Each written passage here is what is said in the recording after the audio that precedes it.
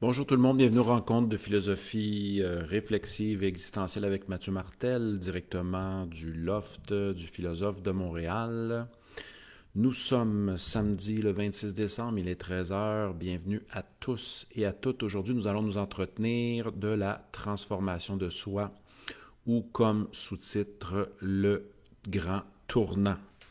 Je ferai la lecture, bien sûr, d'un de mes livres, Incident Shiva, dont la première partie traite de la transformation de soi. Il s'agit du chapitre portant le titre éponyme de notre rencontre, Le Tournant.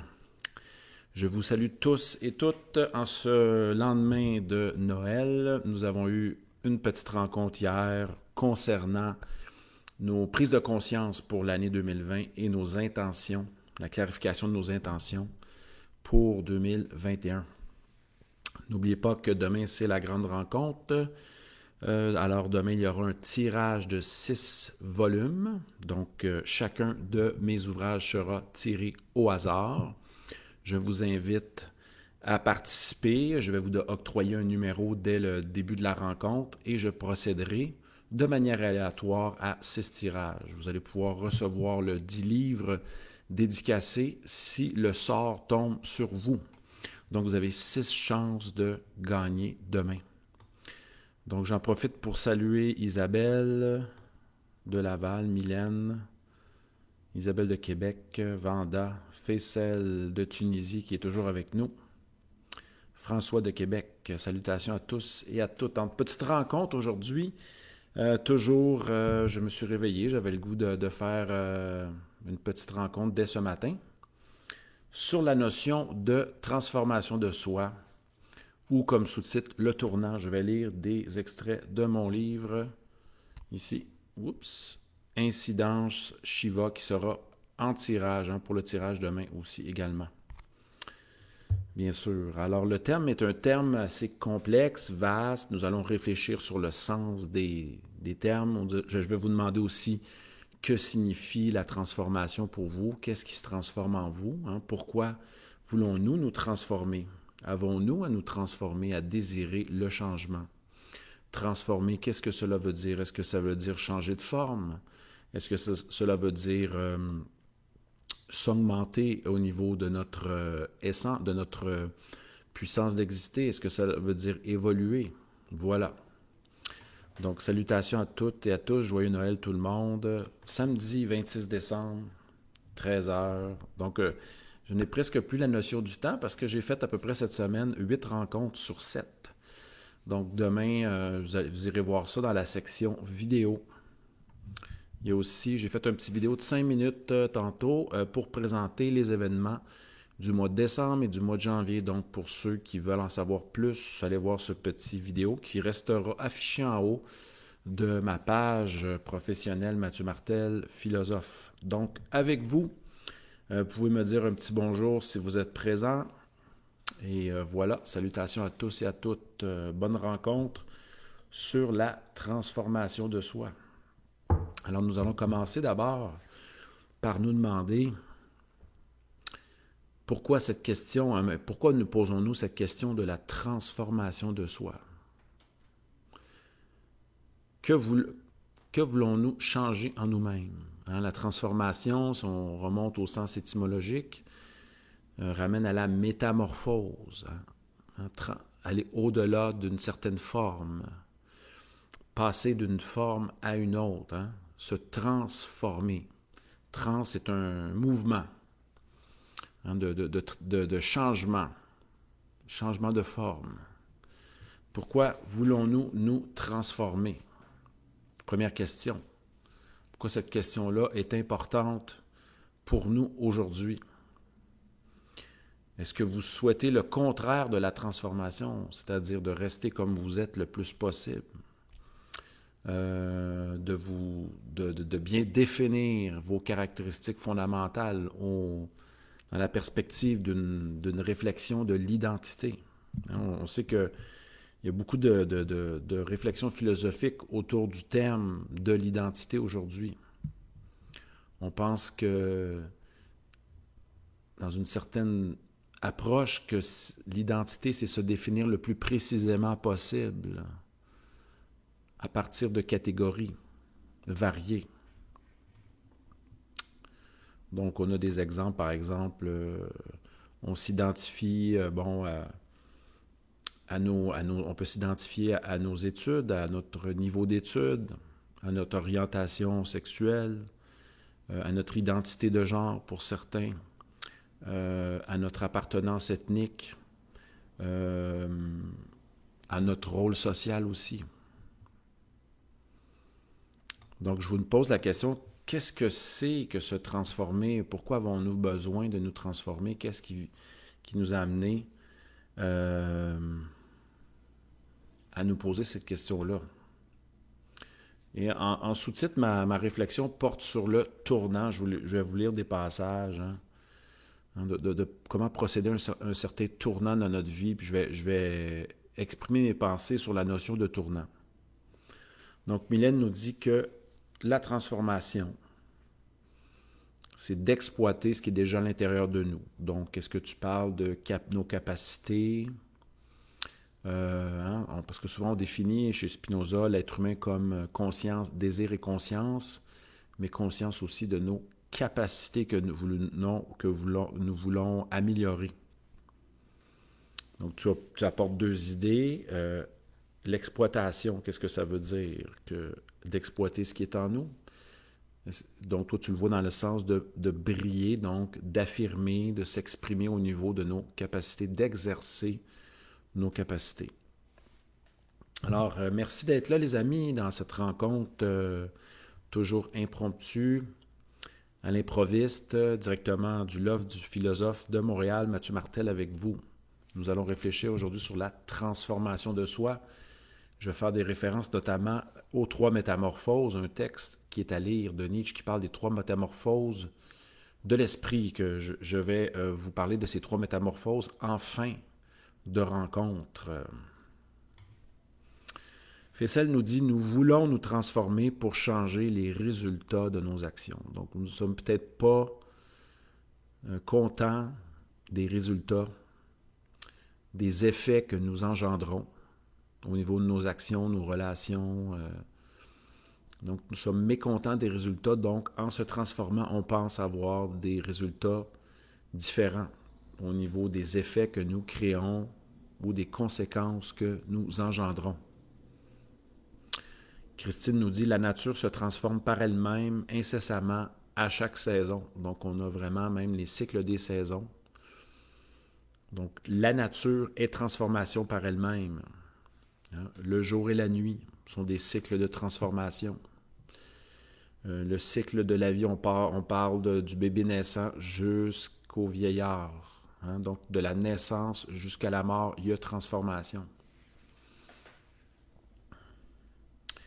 Et Isabelle nous dit, nous voulons nous transformer pour peut-être parce que notre vie ne fait pas de sens. Peut-être parce qu'on se sent en disharmonie avec notre être. Et que nous voulons, nous aspirons à mieux, à améliorer notre sort, notre art de vivre, notre qualité de vie aussi. Donc, la transformation, c'est pour se rapprocher de ce qui fait peut-être le plus de sens. Donc, Isabelle nous dit que la transformation va pour avoir une meilleure, vivre un niveau augmenté. Donc, c'est la quête de la joie, du bonheur, bien sûr. Être intégralement. Donc, se laisser être et être à tous les niveaux, d'une manière intégrale, s'exprimer. Alors, Isabelle dit qu'elle ne veut pas nécessairement s'éloigner de qui elle est dans la transformation, mais de se rapprocher, de revenir à ce que nous sommes profondément. Donc, c'est intéressant. C'est pas pour nécessairement se distancier, d'aller vers un ailleurs ou d'aller plus loin, mais pour se rapprocher de ce que nous sommes. Mais qui sommes-nous? Posons-nous la question. Qui sommes-nous? La question profonde de l'identité. Christine nous dit, nous devons de suivre ces mouvements de la nature. On peut résister à la nature. Donc, tu veux peut-être dire qu'il est préférable de s'adapter au cycle des saisons. Hein? S'adapter, puis d'un côté, quand il fait froid, on porte des vêtements on s'adapte pour pouvoir conserver notre chaleur et continuer à vivre, ne pas être affecté et périr sous les changements de la nature. La transformation, nous dit Mylène, implique le désir de se réaliser. Mais les amis, nous ne sommes pas déjà réalisés. Hein? Qu'est-ce qui fait qu'on ne se sent pas réalisé? À quel niveau voulons-nous nous réaliser? Posons-nous la question.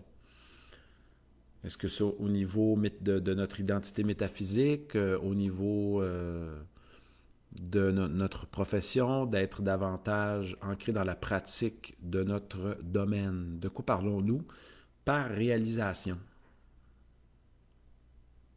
Qu'est-ce qu'une vie réellement vécue? Est-ce que c'est une vie basée sur une vie heureuse, vécue au quotidien, une vie de succès, ou une vie d'actualisation de son potentiel, de ses capacités à tous les niveaux? Les amis, j'en profite pour vous saluer. Nous sommes à peu près 22 sur le live, hein, quand même assez nombreux aujourd'hui, une vingtaine. Mathieu Martel avec vous directement de Montréal. Salutations aux gens d'ailleurs, de Tunisie, de France, qui sommes avec nous pour réfléchir aujourd'hui sur la notion de transformation de soi. Je vais vous raconter, bien sûr, les 3 métamorphoses de Nietzsche, qui fait partie d'un des chapitres de Zarathustra, écrit entre 1882 et 85 en 4 parties. Vous pouvez l'écouter, la belle version, lue par Michel Longsdal, qui nous a quittés ces dernières années. Une très belle lecture du Ainsi parlait Zarathustra de Nietzsche. Le livre par excellence au niveau de la créativité littéraire. Alors, la transformation, changer de forme, opérer un 360 degrés pour repartir dans une nouvelle direction. Se transformer, c'est aussi peut-être quitter sa vie pour une autre vie. Mais pouvons-nous nous quitter nous-mêmes? Posons-nous la question. Ça a été répondu par Goethe souvent, et notamment par d'autres penseurs. Hein. Nous avons beau voyager au niveau spatio-temporel, mais pouvons-nous nous quitter nous-mêmes? Pouvons-nous totalement renoncer à qui nous sommes? Mais qui sommes-nous? Telle est la grande question. Quelle est notre identité, notre essence? Possédons-nous une essence ou sommes-nous là pour nous inventer et nous réinventer à partir de nos choix que nous exerçons au quotidien? Possédons-nous une nature? Possédons-nous une essence? Est-elle à découvrir? Est-elle à conquérir? Est-elle à être souvent définie et redéfinie continuellement? N'hésitez pas à me poser des questions, à écrire vos commentaires dans le clavardage. Mathieu Martel avec vous pour ces petites rencontres de philosophie réflexive, simplement pour vous dire que demain, nous aurons le tirage de chacun de mes livres, donc 6 tirages. Au sort, bien sûr, vous arrivez sur le clavardage, je vous donne un numéro. J'ai un petit programme de tirage au sort aléatoire. Et une fois que les 6 livres auront été sélectionnés par les gens qui auront été tirés de manière hasardeuse, vous m'enverrez votre adresse et votre numéro, bien sûr, votre adresse, et je vous enverrai le livre dédicacé par la poste directement chez vous. Donc, 6 petits cadeaux demain à octroyer. Donc, c'est toujours à 13h, 19h, heure d'Europe, mais c'est réservé pour les gens du Québec. Et on pourrait élargir les gens du Canada aussi pour l'envoi postal. Donc, les amis, n'hésitez pas à me saluer, à me poser des questions. Aujourd'hui, nous réfléchissons sur la notion de transformation de soi. Il y a une belle histoire, hein, pour savoir, pour qu'il nous pose, qui est en référence avec la question d'identité, qui rapporte au concept de même et d'autres. C'est le bateau, le fameux bateau de Thésée. Thésée qui est considéré comme étant un aventurier, un guerrier, un modèle pour Athènes, pour la Grèce, en quelque sorte.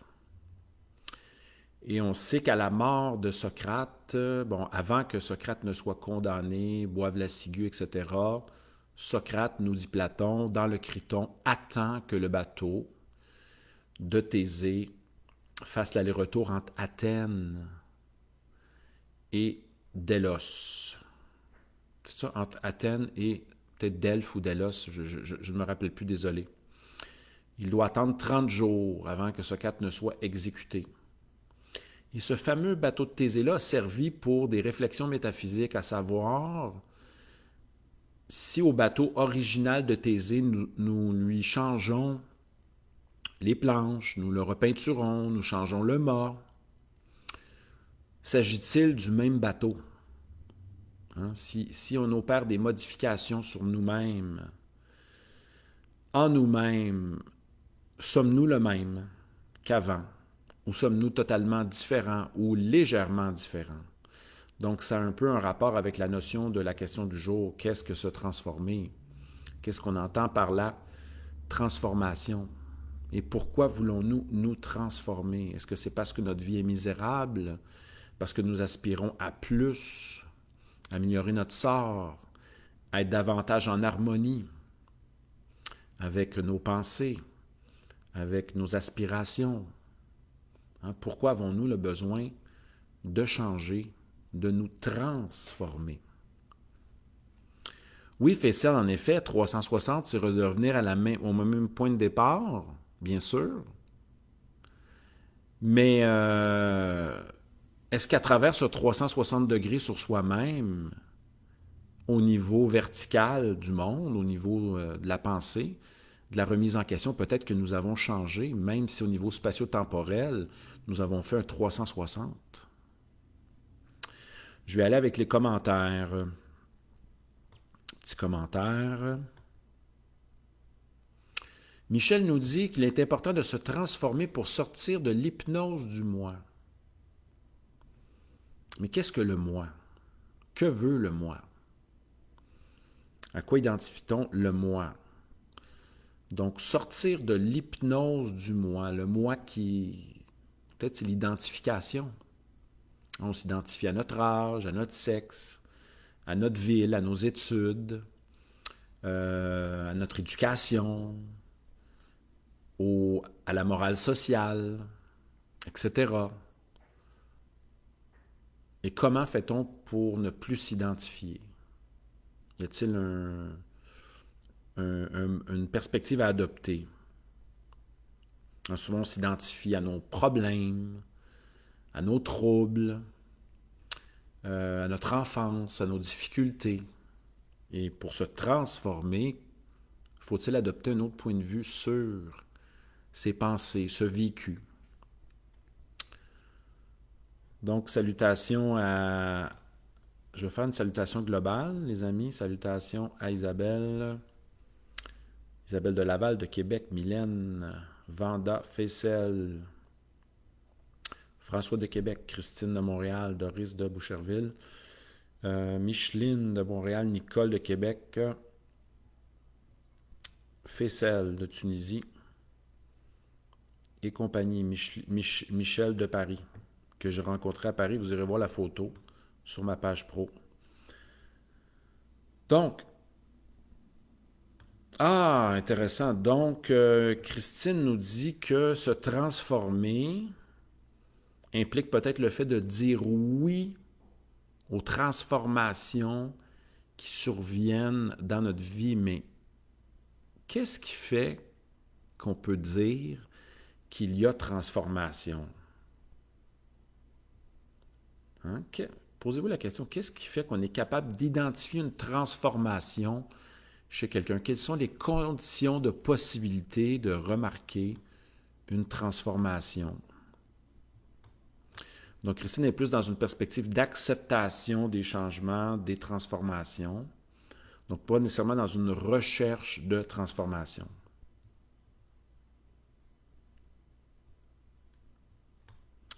Y a-t-il quelque chose à faire pour vraiment revenir à notre essence profonde? Qu'on l'identifie à l'amour, à la pure lumière. Est-ce qu'il y a quelque chose à faire? Est-ce qu'il faut travailler fort? Est-ce qu'il faut vouloir se transformer ou simplement la voie de l'écoute, du ressenti, de l'abandon peut nous aider à observer ces changements-là? Nous devons maintenant des témoins, des observateurs.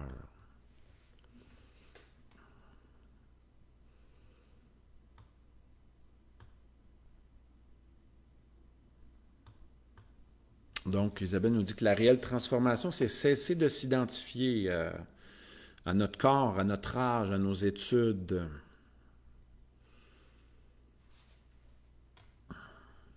Christine nous dit que la transformation, c'est approfondir. Mais qu'est-ce qu'approfondir? Donc, je salutations à Lucie du plateau de Montréal qui nous dit changer son point de vue, adopter un autre point de vue, changer notre regard. Proust disait que le vrai voyage était le changement du regard. C'est ainsi que transformation. Mais qu'est-ce qui se transforme? Est-ce que la transformation ne serait pas simplement une conversion du regard, une métanoïa au sens grec, pour ne plus voir les choses comme avant, à partir de nos habitudes, mécaniquement. Et pourquoi voulons-nous faire cela? Est-ce que parce que notre vie est monotone, manque d'action, nous insécurise, nous sommes trop pris dans nos habitudes? Hein? Pourquoi souhaitons-nous cette transformation-là? Est-ce que nous la constatons au jour le jour en étant observateurs et témoins ou nous devons faire un effort? Merci pour vos commentaires, les amis. Merci pour cette rencontre. Mylène nous dit que la méditation, respirer profondément, en tâchant de ne pas s'identifier à nos pensées, en observant, en se concentrant sur l'inspire et l'expire, une transformation peut-être à notre insu s'opère. Nous ne sommes plus dans cette perspective de toujours analyser, juger, se conforter dans nos valeurs. C'est-à-dire que ce qui est bien, c'est ce qui est agréable, ce qui convient à nos désirs, à nos projets. Ce qui est mal, c'est ce qui est l'inverse, ce qui nous dérange, ce qui ne convient pas, ce qui ne répond pas à nos attentes.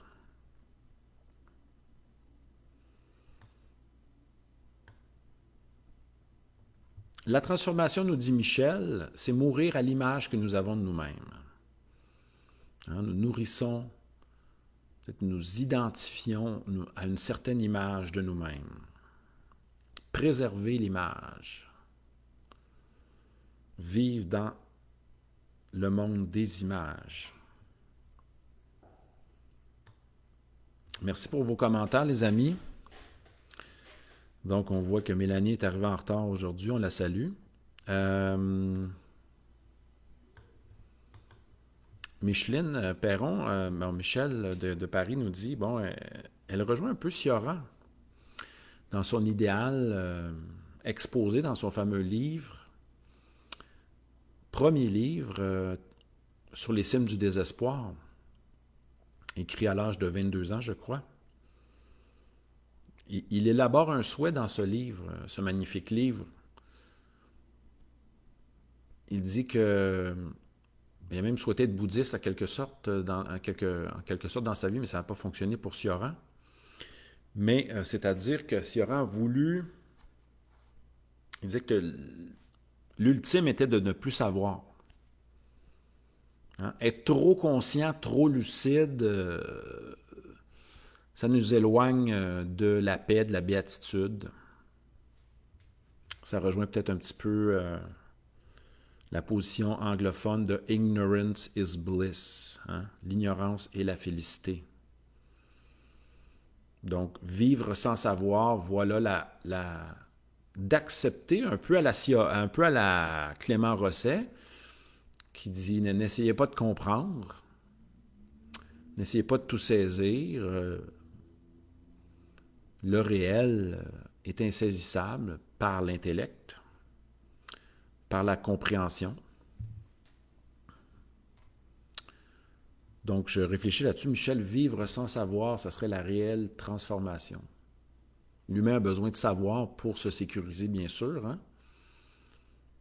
Tente de comprendre, d'analyser, même si même si notre vie est soumise souvent à l'impermanence des choses. Voilà. Donc, salutations à Michel, à Mélanie qui vient d'arriver, à Rose, Elena qui est avec nous. Donc, Mathieu Martel pour ce petit live de samedi 26 décembre, 13h. Merci d'être si nombreux pour cette petite rencontre improvisée comme toujours, basée sur l'écoute, le ressenti, l'intuition et le laisser-être. Aujourd'hui, nous entretenons de la transformation de soi. Et comme sous-titre, nous parlons du grand tournant. Il y a des philosophes qui ont vécu des tournants. On pense à Heidegger, à Wittgenstein. Des philosophes qui ont eu des périodes. Suis-je peut-être dans un tournant? Donc, après les 15 ans de publication de mes livres, mon ami Dominique m'a déclaré « Tu as terminé ton premier cycle. » Donc, peut-être a-t-il une intuition sur un tournant qui s'opère dans ma vie. Donc, les amis, allons-y maintenant avec quelques petites lectures de la premier chapitre. J'ai sélectionné la page 17. Faire quelques petites lectures du premier chapitre qui s'intitule « Le tournant ». Alors, qu'est-ce que le tournant? OK, on commence avec ça ici, page 17.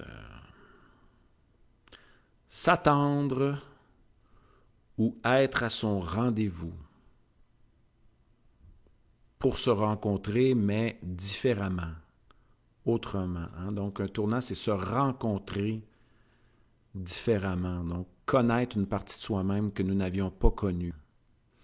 Voir que notre regard, hein, nous voyons différemment les événements, les situations.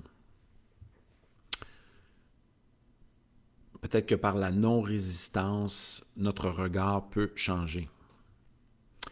Habiter le tournant qui s'opère en nous-mêmes, aux confins de nous-mêmes, comme s'il était question de laisser se danser une danse sans danseur. Je répète, habiter le tournant qui s'opère en nous-mêmes, aux confins de nous-mêmes, il s'opère en nous un tournant, comme s'il était question de laisser se danser une danse, mais sans danseur. Pensez à ça, 3 petits points. Je continue avec une troisième lecture. Laisser venir à soi les autres et continuer à se consacrer à l'absolu, en demeurant ouvert aux expériences qui à la fois coïncident avec notre être et ne coïncident pas avec notre être. Alors, je reviens aux commentaires. Christine nous dit que les transformations, ça rejoint, c'est drôle ce que je lisais, elles se font d'elles-mêmes. Laisser être les événements.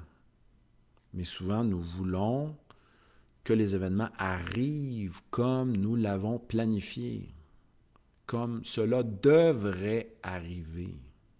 Mais d'où vient ce « devrait » hein? D'où vient est-ce que c'est de l'ordre des nécessités de la nature?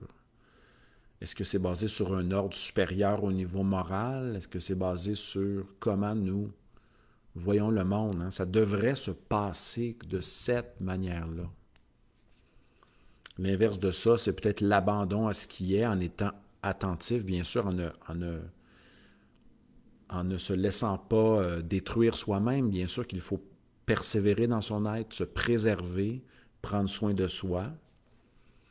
mais pouvons aussi être un observateur de ce changement-là. Je continue. Salutations à tous et à toutes. N'hésitez pas d'écrire vos commentaires. Aujourd'hui, on se demande pourquoi avons-nous besoin de se transformer ou qu'est-ce que se transformer? Pourquoi résistons-nous à la transformation? Qu'est-ce qui fait que nous résistons à la transformation? Alors ici, une petite définition. Le regard se convertit. Donc, le changement de regard, la fameuse métanoïa, à même notre manière de faire corps, notre relation à la perception et à l'attention, peut-être notre manière de nous relier au monde. Donc Faisal de Tunisie qui nous dit que nous voulons nous transformer parce que nous aspirons à réaliser certains rêves. Nous sommes mus et appelés, enthousiasmés par la réalisation de certains rêves. La vie est mouvement, la vie est transformation, la vie est devenir. Nous ne pouvons pas résister au flot du vivant, au flot. Même, peut-être les transformations se font à notre insu. À un moment donné, on se dit « Ah, je suis prêt. Je ne l'étais pas il y a une semaine, mais là, je me sens prêt. » Peut-être que c'est ce que les Grecs appelaient le bon moment, le kairos. Merci, Faisal, pour ton commentaire. Alors aujourd'hui, dans cette rencontre, nous traitons de la transformation du tournant. Et je ne peux pas... je vais faire quelques lectures après. OK, on dit que notre ego ne veut pas cette transformation. Notre ego, c'est quoi?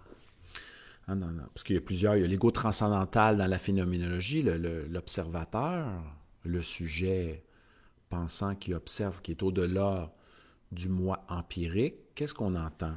Salutations à Niki. Nous résistons au changement, à la transformation. Mais peut-être que c'est ça, de dire oui à ce changement-là, cette transformation-là, qui nous amènerait, comme moi, j'ai dit oui aux transformations durant la période de pandémie. J'ai dit oui à plein de propositions extérieures. On dirait que je disais oui aux propositions qui venaient de l'extérieur. J'étais prêt à dire oui aux demandes extérieures. Mais est-ce que j'ai vraiment choisi quoi que ce soit? Peut-être de m'abandonner aux propositions. Donc, Nicole dit, on ne respire jamais deux fois la même air, on ne se baigne jamais deux fois dans le même fleuve, mais on respire.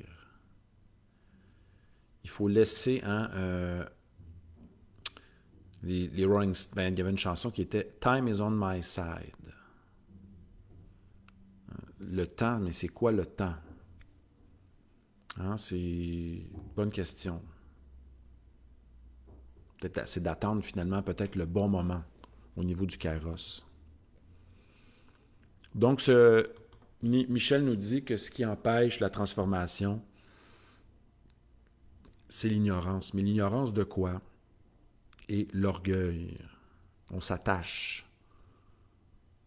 On a une haute considération de nous-mêmes. On est identifié, peut-être. Donc, moins on résiste, moins on souffre, peut-être. Et en est-il ainsi? Donc, les amis, je continue avec des lectures. Je vais terminer après avec Allez-y avec vos commentaires concernant le changement.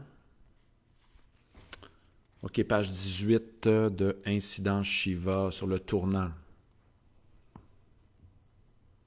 Avez-vous rencontré, avez-vous vu celui ou celle qui s'observe, qui se voit sans chercher à regarder, sans chercher à se regarder, à s'identifier? Constater que nous changeons et nous laisser changer à même le rythme des saisons et des températures. S'abandonner au rythme des saisons. Tout revient toujours différemment pour celui qui est toujours au centre de maintenant. Tout se passe et passe dans la présence à. Le flux inépuisable de la vie que nous sommes et dont nous prenons conscience. Voilà les amis pour les lectures de Incidence Shiva. N'oubliez pas que nous avons une rencontre demain, la rencontre spéciale à 13h. Je fais 6 tirages, j'espère que vous allez être là en grand nombre. Et ceux qui voudront aussi me commander des livres, même si vous n'avez pas gagné, ne vous gênez pas, écrivez-moi. Et nous allons nous entendre. Vous allez pouvoir recevoir ça au Québec, au Canada, par la poste, avec une petite dédicace personnelle. Donc, un tirage. Puis ça vous tente aussi de vous procurer un de mes livres. Je vais les présenter. Vous allez pouvoir m'écrire par la suite et on s'entendra pour la contribution.